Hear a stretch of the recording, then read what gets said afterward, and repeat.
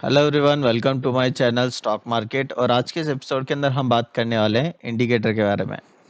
तो सबसे पहले जो इंडिकेटर के बारे में हम बात करने वाले हैं वो है आरएसआई। तो आरएसआई का मतलब क्या होता है? Relative strength index.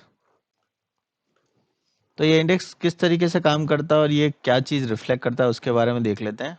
तो ये इंडिकेटर जो रिफ्लेक्ट करता है वो क्या करता है? स्ट्रेंथ को रिफ्लेक्ट करता है।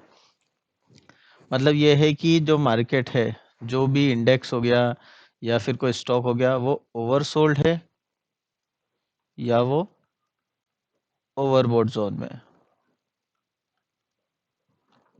तो इसका जो अपर बैंड होता है वो 70 के पास होता है। टोटल इसका 100 का रहता है और नीचे की तरफ 0 से स्टार्ट होता है। और जो लोअर बैंड रहता है वो रहता है 30 पे। तो अगर प्राइस इसके ऊपर चल रही है, मतलब अगर लाइन इसके ऊपर चली गई है, तो ये कहाँ जाएगा? ओवर बॉट के अंदर। और इसी जगह अगर ये 30 के नीचे चल रही है तो ये कहाँ जाएगा? ओवर सोल्ड के अंदर। तो इस तरीके से ये दो रेंज चलती है जिसके अंदर हमें इंडिकेशन मिलता है कि जो प्राइस है वो ओवरबॉट है या ओवरसोल्ड है। और साथ साथ इसके एक और फिनोमिना होता है जो कि हम पढ़ने वाले हैं, उसके बारे में बता देता हूँ आपको। एक तो होता है बुलिश डाइवर्जेंस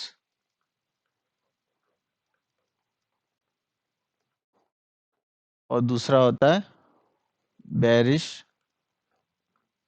डाइवर्जेंस।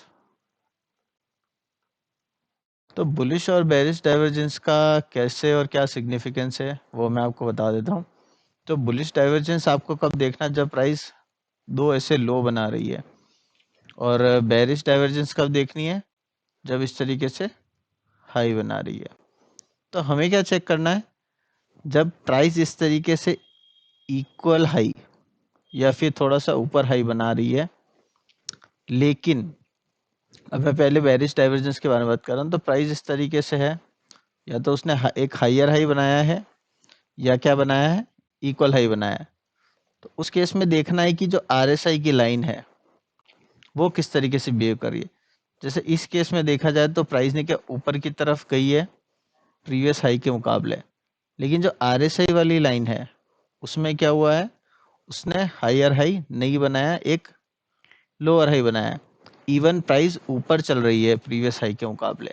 या फिर इक्वल हाई के केस में भी क्या हो सकता है कि इस तरीके से बन के इस तरीके से बन सकता है।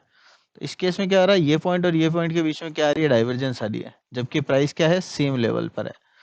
इस तरीके के जो डाइवर्जेंस आते हैं हम उसे क्या कहते हैं? हमारे बेरिश डाइवर्जेंस। अब इसी जगह अगर बुलिश डाइवर्जेंस की बात की जाए तो बुलिश डाइवर्जेंस कब बनेगा? जब एक डाउन ट्रेंड हो, उसके बाद प्राइस ने बाउंस लिया, फिर वापस प्राइस नीचे गई, इस लेवल से थोड़ा नीचे गई, या फिर इस लेवल से इक्वल लो मारे। अब इस केस में क्या हो रहा है? जो बैंड है, जो आरएसआई है, वो क्या शो कर रही है कि प्राइस ने उतना डिप नहीं लिया है, ये और ये इस केस में। जबकि लो क्या है? लोअर लो है। तो इस केस में क्या देख सकते हैं हम? बुलिश डाइवर्जेंस बन रहा है। सिमिलरली इस केस में भी क्या होगा? इस तरीके से कुछ डाइवर्जेंस शो होगा, जिसमें क्या हो रहा है? आरएसआई की वैल्यू यहाँ पर कम है और यहाँ पर थोड़ी ज़्यादा है। इसका मतलब यहाँ पे क्या आ रहा है? डाइवर्जेंस आ रहा है। तो इस तरीके के जो डाइवर्जेंस आते हैं उसे हम क्या कहते हैं? Bullish divergence. अब इन डाइवर्जेंस का सिग्निफिकेंस क्या है वो समझ लेते हैं। तो जैसा कि आप चार्ट पे देख सकते हैं कि ये आईसीआईसी का चार्ट है। तो अब इसमें हम देख लेते हैं क्या हुआ है। जैसा कि देख सकते हैं कि हम कि एक डबल बॉटम टाइप पैटर्न बना है। प्राइस क्या गई है? एक डाउन ट्रेंड में आई है। उसके बाद क्या किया इसने? एक नेकलाइन ये मिड वाला बनाया डब्ल्यू का, इस तरीके से। तो ये वाला पैट यहाँ पे पॉइंट यहाँ पर आएगा। तो इस तरीके से इसने क्या किया? एक डब्ल्यू स्ट्रक्चर बनाया है। अब ये डब्ल्यू स्ट्रक्चर बना है तो इसमें जो दो लो हैं उनकी क्लोजिंग क्या है? ऑलमोस्ट इक्वल है। अब देख लेते हैं कि आरएसआई पे किस तरीके से ये रिफ्लेक्ट हो रहा है। तो जब हम आरएसआई को खोल के देखते हैं तो ये वाला पॉइंट कहाँ आ रहा है? ये वाला हमारा पॉइंट यहाँ पर आ रहा है, जिसमें देख सकते हैं कि ये वाला जो पॉइंट है ये वाला पॉइंट इसने ये बनाया है लो। अब उसके बाद देख लेते हैं कि जो दूसरा ये वाला लो है उसने क्या किया है, उसने ये वाला एक हायर लो मारा है। तो प्राइस दोनों क्या है, सेम लेवल पे है, लेकिन आरएसआई में क्या हो रहा है, डाइवर्जेंस है। तो ये किस टाइप की डाइवर्जेंस है, प्राइस नीचे है और नीचे की तरफ कोई डाइवर्जेंस आ रहा होता है वो क्या कहलाता है, बुलिश डाइवर्जेंस। तो इस केस में हम क्या कर सकते हैं, एक तो हम इस पैटर्न का यूज कर सकते हैं कि भाई पैटर्न बन रहा है डब्ल्यू, और साथ साथ क्या होता है कंफर्मेशन के लिए हम क्या यूज कर सकते हैं, डाइवर्जेंस का। तो अगर जैसे डब्ल्यू पैटर्न बन रहा है तो उस केस में हमें कौन सा डाइवर्जेंस यूज करना है, इस डाइवर्जेंस का, बुलिश डाइवर्जेंस का यूज करना है। और ये डाइवर्जेंस हमें यहाँ पर रिफ्लेक्ट हो रहे हैं। तो इस तरीके से क्या होता है, हम अपने कन्विक्शन को और स्ट्रॉन्ग कर सकते हैं। मतलब ये वाला सेंटीमेंट क्या रिफ्लेक्ट कर रहा है कि हमें बुलिश होना है, साथ साथ ये चार्ट पैटर्न बन रहा है वो भी क्या रिफ्लेक्ट कर रहा है, हमें बुलिश होना है। तो इस तरीके से अगर जो डाइवर्जेंसेस आते हैं तो वो हमारे लिए एक एड ऑन बन जाते हैं, जो कि हमारे कन्विक्शन को और स्ट्रॉन्ग कर देते हैं। अब देख लेते हैं दूसरे चार्ट पे, किसी और चार्ट पे देख लेते हैं, जैसे कि हमारे विप्रो का चार्ट है।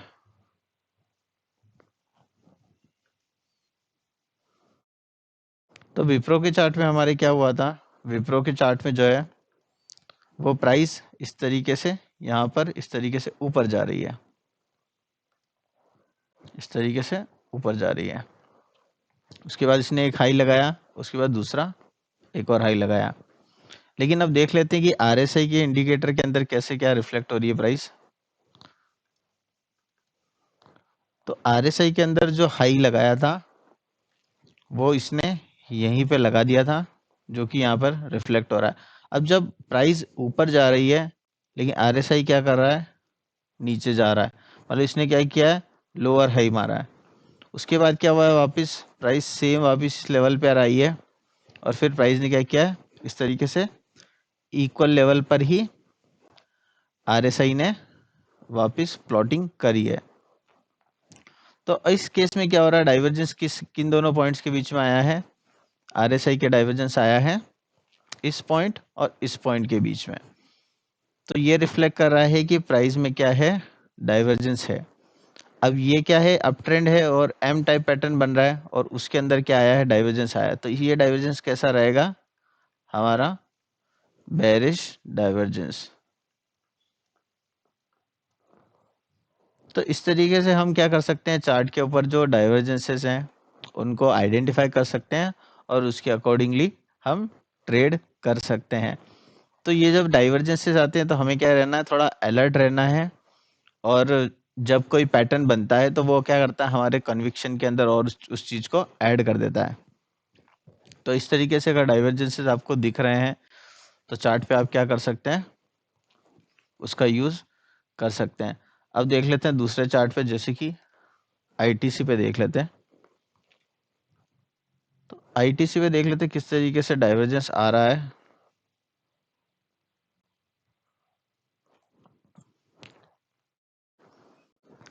तो आईटीसी ने क्या किया था, ये एक आरएसआई में हाई मारा था, और ये वाला पॉइंट कहाँ पर है, यहाँ पर। और जब वापस इसने एक नया हाई लगाया है, लेकिन वो किसके साथ लगाया है, एक डाइवर्जेंस के साथ लगाया। तो इसका मतलब क्या है, दोनों पॉइंट्स के बीच में क्या है, डाइवर्जेंस है। तो इसका मतलब सॉर्ट ऑफ क्या रहता है, चांसेस रहती है एक बेरिशनेस होने की। उसके बाद क्या हुआ, जब प्राइस वापस यहाँ इस लेवल पर आई है, अभी रिसेंट चार्ट ही है, तो प्राइस ने क्या किया है, इस लेवल को चेक कर लेते हैं हम।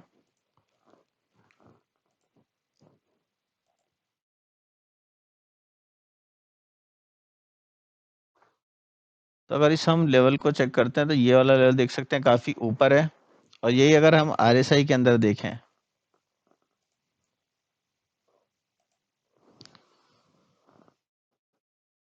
तो हम देख सकते हैं कि ये वाला जो पॉइंट है वो यहाँ पर प्लॉट हो रहा है, और इससे पहले ये वाले पॉइंट और ये वाले पॉइंट दोनों के बीच में इधर डाइवर्जेंस थी, प्राइस ऊपर थी, तो ये क्या होगा, बेरिश डाइवर्जेंस होगा। फिर वापस प्राइस ने क्या किया, इस लेवल को ब्रेक तो कर दिया है, लेकिन फिर भी स्टिल क्या है, इन दोनों पॉइंट के बीच में क्या रह रहा है, डाइवर्जेंस रह रहा है, इस पॉइंट और इस पॉइंट के बीच में। जबकि ये वाला पॉइंट लोअर है और ये वाला पॉइंट हायर है, स्टिल क्या है, आरएसआई के अंदर डाइवर्जेंस है। तो ये क्या शो करता है कि एक बेरिशनेस को शो करता है। तो जैसे जैसे अगर आपको कोई कन्विक्शन आपका बढ़ता जाता है, जैसे अगर आप इस पैटर्न को देखें तो एक डबल टॉप टाइप पैटर्न भी बन रहा है। तो अगर आप डबल टॉप के लिए प्ले करना चाहते हैं तो आपके लिए क्या हो जाएगा, एक एड ऑन हो जाएगा। ये कन्विक्शन आपकी क्या करेगा और बेरिशनेस को बढ़ा देगा। तो इस तरीके से क्या होता है, जो इंडिकेटर्स होते हैं वो क्या करते हैं, आपके कन्विक्शन में एक +1 ऐड कर देते हैं कि भाई मैं बेरिश हूँ तो किस किस रीजन से हूँ। और उसके अंदर क्या है, एक और इंडिकेटर, एक और चीज क्या होती है, ऐड हो जाती है। तो इस तरीके से आप क्या कर सकते हैं, डाइवर्जेंसेस को ट्रैक कर सकते हैं। अगर जैसे मान लीजिए प्राइस इस तरीके से ऊपर जा रही है, प्राइस तो ऊपर जा रही है, लेकिन क्या हो रहा है आरएसआई में, क्या हो रहा है आरएसआई में उसी तरीके से ऐसे आपको डाइवर्जेंसेस दिख रहे हैं। तो इस केस में आप क्या कर सकते हैं, जैसे ये ट्रेंड लाइन ब्रेक हो, क्या कर सकते हैं, आप नीचे के लिए ट्रेड ले सकते हैं। क्यों? क्योंकि एक तो पैटर्न ब्रेक हुआ है, साथ में क्या है, आरएसआई में डाइवर्जेंस भी है। तो एक कन्विक्शन आपका क्या हो जाता है और स्ट्रॉन्ग हो जाता है। तो आरएसआई को आप इस तरीके से यूज कर सकते हैं। आरएसआई के अंदर ये बैंड्स बता देता हूं मैं आपको, जिसके अंदर आप, ये इसकी सेटिंग रहती है। तो इसके अंदर आप देख सकते हैं आरएसआई की लेंथ वगैरह, और ये जो सोर्स रहेगा वो क्लोजिंग के रहेगा। तो इसके अंदर आप क्या कर सकते हैं कि बाय डिफॉल्ट जो रहती है वो वैल्यू क्या रहती है, 70 और 30 की रहती है। तो प्राइस अगर इसके ऊपर चल रही है, तो इस एरिया में चल रही है, तो ये क्या हो जाएगा, ओवर बॉट। और यही अगर प्राइस 30 के नीचे चली जाती है, जैसा कि इस केस में देख सकते हैं आप, तो ये क्या है, ओवर सोल्ड है। तो ओवर सोल्ड जो सिनारियो रहता है वो किस तरीके से यूज किया जा सकता है, कि ओवर सोल्ड के अंदर अगर प्राइस चल रही है, अगर एक अच्छा स्टॉक है और वो ओवर सोल्ड में आ गया है, तो उस केस में क्या कर सकते हैं, आप बाइंग कर सकते हैं। और यही अगर आपको लगता है कि अगर आपको प्रॉफिट बुक करना है या फिर किस लेवल के बाद करना चाहिए, तो जो जो ये वाला लेवल रहता है जो हमारा है ओवरबोट का, इस केस में भी क्या कर सकते हैं, बुकिंग कर सकते हैं। बुकिंग के और भी क्राइटेरिया होते हैं, लेकिन इससे भी आप क्या कर सकते हो, एक कन्विक्शन और ऐड कर सकते हो। अगर आपको जैसे ओवरसोल्ड में ही आपको कोई डाइवर्जेंस दिख जाता है, जैसे प्राइस, ये इसने प्राइस ने क्या किया, एक हाई मारा है, लेकिन आरएसआई ने क्या किया, इस तरीके से एक लो मारा है। तो अगर जैसे ओवर बॉट के अंदर आपको इस तरीके का कुछ सिनेरियो मिला, तो इसमें क्या होता है कि आप एग्जिट के लिए आप एक क्या कर सकते हैं, एक क्राइटेरिया और ऐड कर सकते हैं कि हाँ ये हमारा बेसिस है, और अदर बेसिस को भी कंसिडर करके ही आप इस तरीके का कुछ डिसीजन लेना, लेकिन एक और +1 आप कर सकते हैं। तो ओवर सोल्ड के अंदर भी बाइंग की अगर कोई अपॉर्चुनिटी मिलती है तो अच्छी बात है, क्योंकि ओवर सोल्ड का मतलब क्या है, काफी हद तक बिक चुका है, तो बायर्स आने की चांसेस ज्यादा रहती है। ओवर बॉट पे क्या रहता है, सेलर्स के आने की चांसेस ज्यादा रहती है।